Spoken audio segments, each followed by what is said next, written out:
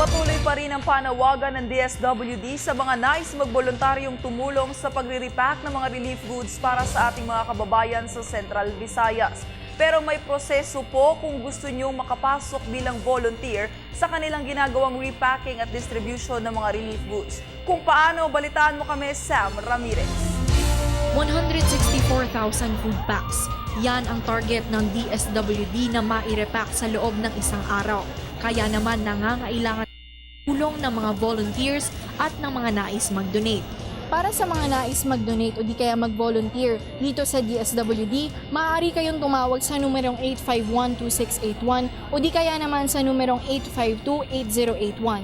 Ngayon, para sa mga walk-in na volunteers at yung mga gustong mag-donate, pwede kayong magpunta dito sa may DSWD warehouse sa may Chapel Road, Pasay City. Una nyong gagawin, pupunta kayo dito sa Warehouse F kung saan naroon ang Volunteer and Deployment Desk. Ito yon.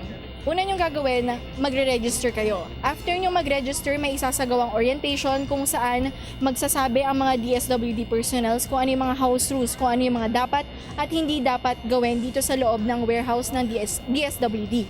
Pagkatapos naman yan, ay ide-deploy kayo ng mga DSWD personnels sa mga repacking stations nila. No? Pwede kayong ma-assign una doon sa pagtatakal ng bigas, pangalawa doon sa pagbuo ng mga food packs. Ito sa likod ko, nakikita nyo yung warehouse kung saan kinukumpleto yung mga family food packs.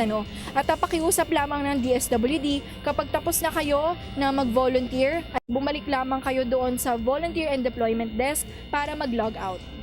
Matindi ang pangangailangan ng ating mga kababayan sa malinis na tubig, noodles, kape, gatas, gamot, maayos na damit, bagong set ng underwear at sanitary napkins. Dahil din sa dami ng nais mag-volunteer at mag-donate, sa laki ng target na dapat maabot at sa dami ng mga kababayan nating nangangailangan ng tulong, inaasahang bago matapos ang linggo, magkakaroon pa ng ibang repacking centers ang DSWD sa Villamor Air Base, Fort Bonifacio, LaSalle Green Hills at sa Air 21 warehouses.